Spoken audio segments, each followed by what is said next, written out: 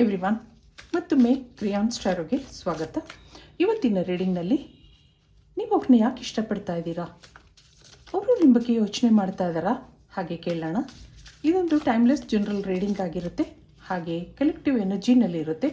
ಯಾರ್ಯಾರು ನನಗೆ ಸಬ್ಸ್ಕ್ರೈಬ್ ಮಾಡ್ತಾ ಇದ್ದೀರಾ, ಕಮೆಂಟ್ಸ್ ಮಾಡ್ತಾ ಇದ್ದೀರಾ, ತುಂಬ ಧನ್ಯವಾದಗಳು. ಇದೊಂದು ಜನರಲ್ ರೀಡಿಂಗ್ ಆಗಿರುತ್ತೆ. ನಿಮ್ಮ ಲೈಫಲ್ಲಿ ಹೆಚ್ಚಿನ ಕ್ಲಾರಿಟಿ ಬೇಕಿದ್ರೆ ನೀವು ಪರ್ಸ್ನಲ್ ರೀಡಿಂಗ್ ತೊಗೋಬಹುದು, ಹಾಗೆ ನನ್ನ ಹಳೆ ವಿಡಿಯೋಗಳನ್ನ ಸಹ ನೋಡಬಹುದು. ಇದು ಟೈಮ್ಲೆಸ್ ಆಗಿರುತ್ತೆ, ನೀವು ಯಾವಾಗ ನೋಡಿದ್ರೂ ಅನ್ವಯಿಸುತ್ತೆ. ಈಗ ಇದಕ್ಕೆ ಏನು ಕಾರ್ಡ್ಸ್ ಬರುತ್ತೆ ನೋಡೋಣ. ಕಾರ್ಡ್ ನಂಬರ್ 1, ಮತ್ತೊಂದು ಕಾರ್ಡ್ ನಂಬರ್ 2. ಇಲ್ಲಿ ಬಾಟಮ್ನಲ್ಲಿ ಏನಿದೆ, ನೀವು ಅವ್ರನ್ನ ಇಷ್ಟಪಡ್ತಾ ಇದ್ದೀರಾ ಸರಿ, ಇಲ್ಲೇನೋ ಕನ್ಫ್ಯೂಷನ್ಸ್ ಇದೆ. ನಿಮ್ಮ ಮೇಲೆ ಮನಸ್ಸಿದ್ರೂ ಅವ್ರು ನಿಮಗೇನೂ ಹೇಳ್ತಾ ಇಲ್ಲ. ನಿಮ್ಮ ಜೊತೆ ಚೆನ್ನಾಗಿ ಮಾತಾಡ್ತಾರೆ, ನೀವು ಇಷ್ಟ ಇದೆ ಅಂತ ತೋರಿಸ್ಕೋತಾರೆ, ಆದರೆ ಏನೂ ಕ್ಲಾರಿಟಿ ಕೊಡ್ತಾ ಇಲ್ಲ, ಏನೂ ಹೇಳ್ತಾ ಇಲ್ಲ. ನಿಮಗೆ ಅವ್ರನ್ನ ಬಿಟ್ಕೊಡೋಕ್ಕೂ ಇಷ್ಟ ಇಲ್ಲ. ಮನಸ್ಸಲ್ಲಿ ಎಲ್ಲೋ ಒಂದು ಕಡೆ ನಿಮಗೆ ಪಾಸಿಟಿವ್ ಫೀಲಿಂಗ್ಸ್ ಇದೆ, ಯಾವುದೋ ಇಮೋಷ್ನಲ್ ಫೀಲಿಂಗ್ಸ್ನಲ್ಲಿ ಸಿಕ್ಕಾಕೊಂಡಿದ್ದೀರಾ. ಆ ವ್ಯಕ್ತಿನ ಬಿಡೋಕ್ಕಾಗ್ತಾ ಇಲ್ಲ. ಅವ್ರ ಮನಸ್ಸಲ್ಲಿ ಏನಿದೆ ಅದು ಗೊತ್ತಾಗ್ತಾ ಇಲ್ಲ ನಿಮಗೆ. ಇಲ್ಲಿ ಇನ್ನೇನಿದೆ ನೋಡೋಣ. ಇದಕ್ಕೆ ಇಲ್ಲಿಂದ ಒಂದು ಕಾರ್ಡ್ ತೆಗೆಯೋಣ.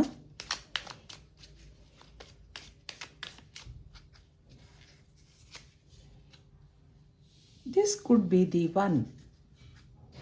ಹಾಗೆ ವರ್ತ್ ವೇಟಿಂಗ್ ಫಾರ್ ಅನ್ನೋದು ಬರ್ತಾ ಇದೆ. ಅವ್ರು ಹುಡುಕ್ತಾ ಇರೋ ವ್ಯಕ್ತಿ ನೀವಾಗಿದ್ದೀರಾ. ಅವ್ರ ಲೈಫ್ ಬಗ್ಗೆ ಏನೋ ಡಿಸಿಷನ್ ತಗೋಬೇಕಿತ್ತು, ಅದಕ್ಕೋಸ್ಕರ ಯಾರೋ ವ್ಯಕ್ತಿನ ಹುಡುಕ್ತಾ ಇದ್ರು. ಆ ವ್ಯಕ್ತಿ ನೀವಾಗಿದ್ದೀರಾ ಹಾಗೆ ಅನ್ಕೋತಾ ಇದ್ದಾರೆ ಅವರು. ಇಷ್ಟು ದಿನ ಕಾದಿದ್ದು ಸಾರ್ಥಕವಾಯಿತು. ಈಗ ನೀವು ಸಿಕ್ಕಿರೋದ್ರಿಂದ ಅವ್ರಿಗೇನೋ ಸಂತೋಷ ಇದೆ. ಆ ಒಂದು ಮೆಸೇಜ್ ಇಲ್ಲಿ ಬರ್ತಾ ಇದೆ. ಶುರುವಿನಲ್ಲಿ ನಿಮ್ಮಿಬ್ರಿಗೂ ಅಂಥ ಅಂಡರ್ಸ್ಟ್ಯಾಂಡಿಂಗ್ ಇರಲಿಲ್ಲ, ಸೀರಿಯಸ್ನೆಸ್ ಇರಲಿಲ್ಲ.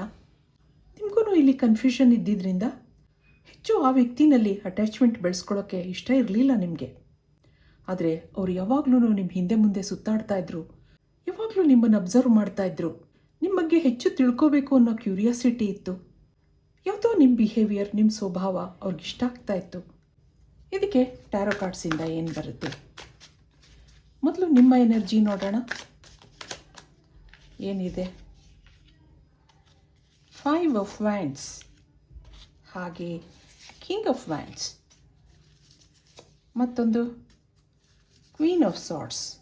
ಇಲ್ಲಿ 7 ಆಫ್ ವ್ಯಾಂಡ್ಸ್ ಬರ್ತಾ ಇದೆ. ಇಲ್ಲಿ ಟವರ್ ಕಾರ್ಡ್ ಇದೆ. ಈ ಟೈಮಲ್ಲಿ ಈ ಕನೆಕ್ಷನ್ ಸ್ಲೋ ಆಗಿ ನಡೀತಾ ಇದೆ. ಏನೋ ಕನ್ಫ್ಯೂಷನ್ಸ್ ಇದೆ. ಒಳ್ಳೆ ಫ್ರೆಂಡ್ಶಿಪ್ ಇದೆ, ಮಾತಾಡ್ತಾ ಇದ್ದೀರಾ, ಆದರೆ ನಿಮಗೇನೂ ಕ್ಲಾರಿಟಿ ಇಲ್ಲ. ಅವ್ರು ನಿಮಗೇನೂ ಹೇಳ್ತಾ ಇಲ್ಲ, ಡಿಪ್ಲೊಮ್ಯಾಟಿಕ್ಕಾಗಿ ಮಾತಾಡ್ತಾರೆ. ಒಂದೆರಡು ದಿನ ನೀವು ಕಾಣದೇ ಇದ್ದರೆ ನಿಮ್ಮನ್ನು ಹುಡ್ಕೋದಿದೆ. ಮನಸ್ಸಲ್ಲಿರೋ ಭಾವನೆಗಳನ್ನ ಏನೂ ಶೇರ್ ಮಾಡ್ಕೋತಾ ಇಲ್ಲ, ಏನೂ ಹೇಳ್ತಾ ಇಲ್ಲ. ಅದರಿಂದ ನೀವು ಕನ್ಫ್ಯೂಷನಲ್ಲಿದ್ದೀರಾ. ಇಲ್ಲಿ ಇನ್ನೇನಿದೆ ನೋಡೋಣ. ಮೆಂಟಲಿ ಡಿಸ್ಟರ್ಬ್ ಆಗಿದ್ದೀರಾ ಅನ್ನೋದು ಬರ್ತಾ ಇದೆ. ಇಲ್ಲೊಂದು ಮೂನ್ ಎನರ್ಜಿ ಇದೆ. ಹಾಗೆ ಇಲ್ಲಿ ಮೇಷ, ಧನು, ಸಿಂಹರಾಶಿಯವರಿದ್ದೀರಾ. ಅವರೊಂದು ಅಟ್ರಾಕ್ಟಿವ್ ಪರ್ಸನ್ ಹಾಗನ್ನಿಸ್ತಾ ಇದೆ. ಒಳ್ಳೆ ಜಾಬಲ್ಲಿದ್ದಾರೆ, ಚೆನ್ನಾಗಿ ಮಾತಾಡ್ತಾರೆ, ನೋಡೋಕ್ಕೂ ಚೆನ್ನಾಗಿದ್ದಾರೆ ಅನ್ನೋದಿದೆ. ನೀವು ಅವ್ರಿಗೆ ಅಟ್ರಾಕ್ಟ್ ಆಗಿದ್ದೀರಾ. ಅವ್ರ ಮಾತುಕತೆಗಳು, ಅವ್ರ ಬಿಹೇವಿಯರ್ನ ನಿಮಗೆ ಮರೆಯೋಕ್ಕಾಗ್ತಾ ಇಲ್ಲ. ಎಷ್ಟೋ ಸರಿ ನೀವು ಅವ್ರಿಗೋಸ್ಕರ ಪ್ರೇಯರ್ ಮಾಡ್ಕೊಂಡಿರೋದಿದೆ, ಮ್ಯಾನಿಫೆಸ್ಟ್ ಮಾಡ್ಕೊಂಡಿರೋದಿದೆ. ಶುರುವಿನಲ್ಲಿ ಆಗಾಗ ನಿಮ್ಮಿಬ್ಬರ ಮಧ್ಯೆ ಮಿಸ್ಅಂಡರ್ಸ್ಟ್ಯಾಂಡಿಂಗ್ಸ್ ಇರ್ತಾ ಇತ್ತು. ನಿಮ್ಗೆ ಈಗೇನೋ ಅಟ್ಯಾಚ್ಮೆಂಟ್ ಬೆಳೆದಿದೆ. ನನ್ನ ಲೈಫಲ್ಲಿ ಮದುವೆ ಆಗೋದಾದರೆ ಈ ವ್ಯಕ್ತಿನೇ ಹಾಗೆ ನೀವು ಅಂದ್ಕೊಂಬಿಟ್ಟಿದ್ದೀರಾ. ಆದರೆ ಆ ಕಡೆಯಿಂದ ನಿಮಗೇನೂ ಕ್ಲೂ ಸಿಗ್ತಾ ಇಲ್ಲ. ಮೊದಲು ನಿಮ್ಮ ಹಿಂದೆ ಮುಂದೆ ಓಡಾಡ್ತಾ ಇದ್ದವರು ಈಗ ಆಗಾಗ ನಿಮ್ಮಿಂದ ದೂರ ಇರ್ತಾರೆ. ಒಂದೊಂದು ಸರಿ ನಿಮಗೆ ಅವರು ನನ್ನನ್ನು ಟೆಸ್ಟ್ ಮಾಡ್ತಾ ಇದ್ದಾರಾ ಹಾಗನ್ನಿಸುತ್ತೆ. ತಾನಾಗಿಯೇ ಮಾತಾಡ್ಸ್ಕೊಂಡು ಬರ್ತಾರೆ, ತಾನಾಗೆ ಮೆಸೇಜ್ ಮಾಡ್ತಾರೆ. ಈ ವ್ಯಕ್ತಿನ ನೀವು ಬಿಡೋಕ್ಕೂ ಆಗದೆ, ಮುಂದುವರಿಯೋಕ್ಕೂ ಆಗದೆ ಕನ್ಫ್ಯೂಷನಲ್ಲಿದ್ದೀರಾ. ಆತಂಕ ಇದೆ, ಮನಸ್ಸು ಡಿಸ್ಟರ್ಬ್ ಆಗಿದೆ. ಇದಕ್ಕೆ ಅವರ ಎನರ್ಜಿ ನೋಡೋಣ. ಏನಿದೆ, ನೈಟ್ ಆಫ್ ಸಾರ್ಟ್ಸ್ ಬರ್ತಾ ಇದೆ, knight of coins, 7 of wands, ಹಾಗೆ 9 ಆಫ್ ವ್ಯಾಂಡ್ಸ್.